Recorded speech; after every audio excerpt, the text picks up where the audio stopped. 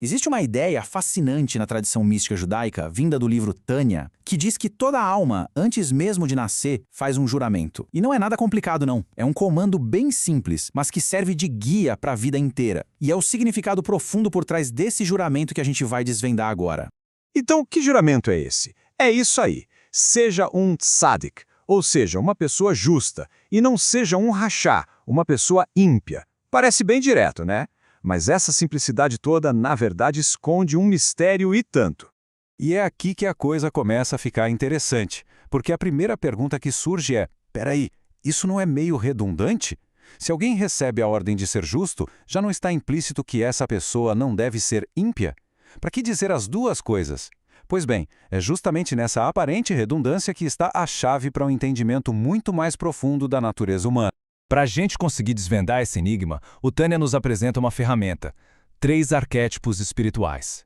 Em vez de colocar todo mundo na mesma caixa, ele descreve 3 caminhos, 3 tipos de pessoa: o tzadik, o rasha e o beinoni. Olha que interessante essa divisão. O tzadik é o justo perfeito.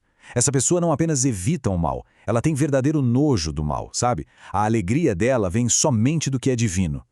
No outro extremo temos o rachá, o ímpio, que busca prazer nas coisas do mundo. E bem no meio do caminho temos o beinoni. Ele é o intermediário. Não é alguém que não tenha impulsos ruins, muito pelo contrário. Ele tem, mas está numa batalha constante para controlá-los. E aqui vem a primeira peça fundamental do nosso quebra-cabeça. O texto deixa bem claro: alcançar esse nível de tzadik, de alguém que genuinamente abomina o mal, não é simplesmente uma questão de escolha. É descrito como um dom, um raro privilégio espiritual.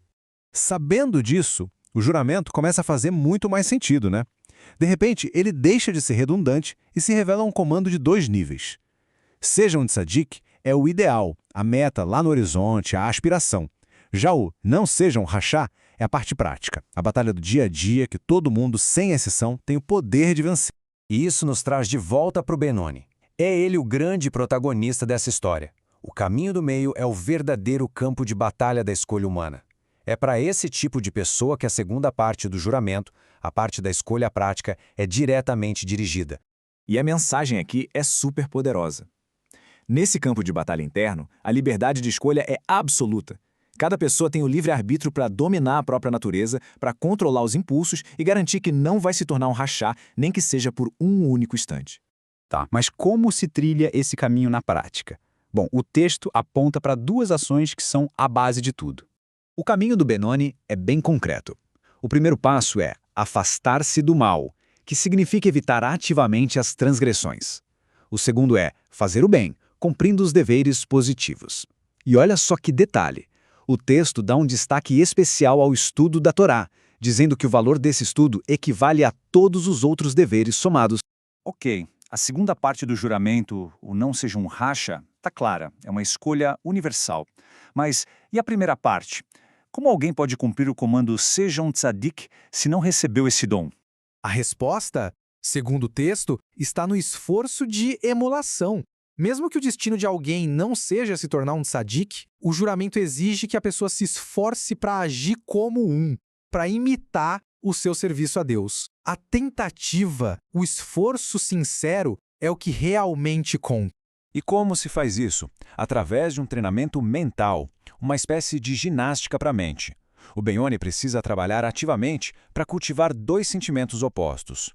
Primeiro, uma aversão, um desgosto pelos prazeres deste mundo, e segundo, uma alegria profunda ao refletir sobre a grandeza do divino.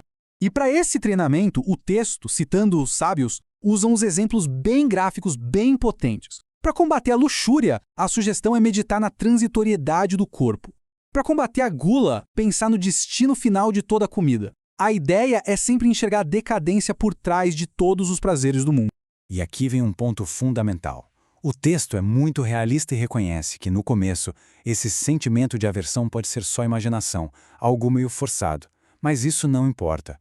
O que cumpre o juramento é o ato de tentar, o esforço sincero de se engajar nesse exercício mental. E por que isso funciona? Porque entra em jogo um princípio psicológico poderoso. O hábito se torna uma segunda natureza. De tanto se acostumar a pensar dessa forma, a praticar o desgosto pelo mal e a alegria pelo divino, com o tempo, uma pessoa pode de fato transformar sua disposição interior. O que começa como exercício pode virar realidade. E esse esforço pessoal não acontece num vácuo, não. De acordo com essa visão mística, um esforço que vem de baixo, do ser humano, provoca uma resposta de cima, do divino. A iniciativa humana pode, digamos, convidar uma influência espiritual superior. Essa resposta de cima pode vir na forma de um conceito místico chamado ibur, ou impregnação. A ideia é que a alma de um tzadik pode ser impregnada na alma do Bainoni que está se esforçando. E isso dá a ele um impulso espiritual, um acesso àquela alegria no divino que antes era inalcançável. E só para deixar claro, o texto diferencia o Ibur de outro conceito mais conhecido, o Gilgul, a reencarnação. No Gilgul, a alma estaria acorrentada a um corpo.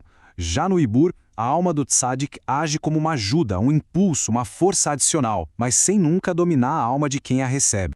O texto, então, conecta essa ideia a um versículo bíblico que diz: "Alegrai-vos, ó justos", usando o plural. A interpretação é que esse plural não é por acaso. Ele se refere a dois tipos de justos se alegrando juntos: o tzadik de nível superior e o Ben-Inoni, o justo de nível inferior, unidos por esse fenômeno do Ibur. E é aqui que a história toda se amarra de forma brilhante. O juramento é cumprido por inteiro. A ordem "não sejam racha" é atendida pela escolha de cada dia. E o ideal, sejam tzadik, é alcançado através do esforço que, no fim, pode levar a essa união espiritual. Então, voltando à nossa pergunta inicial, o juramento não é nada redundante. Pelo contrário, ele é um plano de voo super sofisticado para o potencial humano. Um plano que reconhece tanto o poder da escolha universal quanto a beleza de aspirar a um ideal, mesmo que lhe pareça inatingível. E isso tudo nos deixa com uma reflexão final, né? Se esse juramento é o mapa da alma, ele nos faz perguntar o que realmente mede o valor de uma vida. Será que o que define uma pessoa é o pico mais alto que ela pode alcançar, que é um privilégio para poucos? Ou será que é a dignidade encontrada na batalha constante, na escolha de trilhar o caminho certo dia após dia?